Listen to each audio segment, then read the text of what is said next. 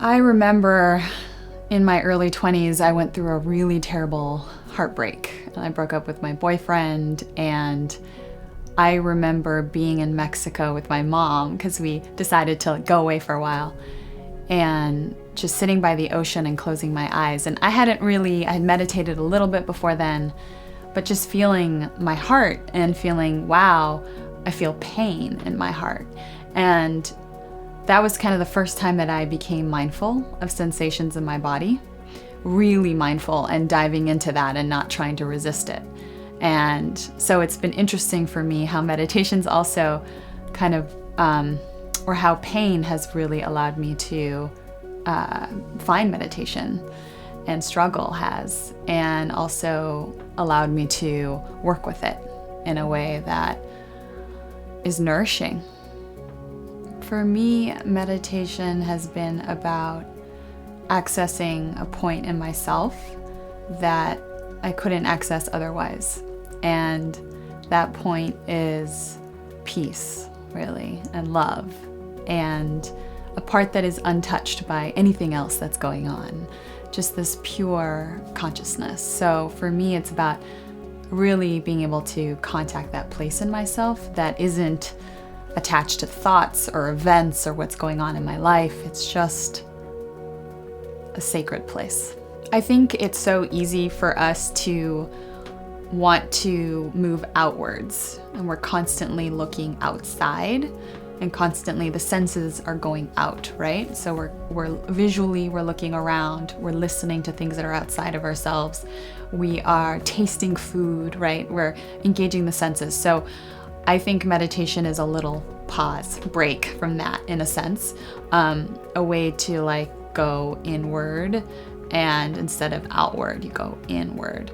And so it's, for me, a deep form of rest, a way to just to keep coming back to that restful place.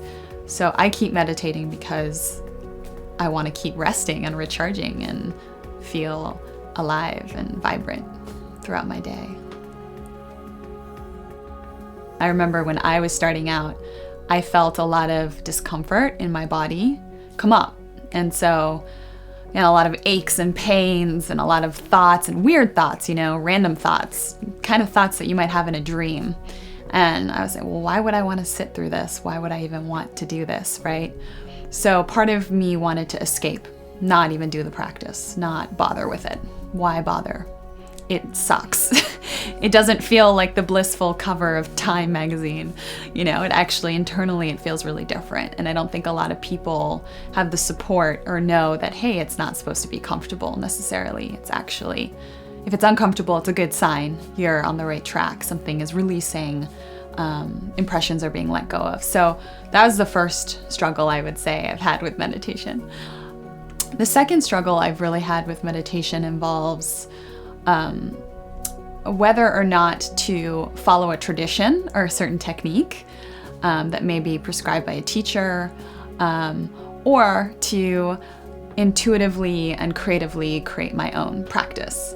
And I think when you're beginning, it's good to really learn with a tradition and have a teacher and learn a specific technique. I think that's really helpful.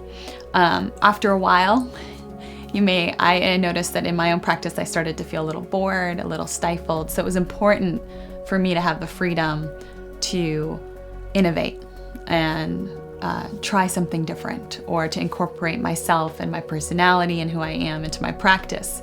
So it's been an evolving path from going from a very classical point of view, which people can follow their whole lives and is still really beautiful, to incorporating more creative elements. Meditation for me now is a delicious gift I give myself. So it's not like this should feeling. I don't feel obligation. I don't feel guilt around it as much as I used to. It's become this really coming from a well of inspiration. Like, this is something I do to take care of myself, and it feels good, I meditate when I want to meditate. And some people would think that's controversial, but that's what it is now. I sit when I want to sit. Sometimes I do a technique depending on how I'm feeling. I will what we call self-prescribe the practice.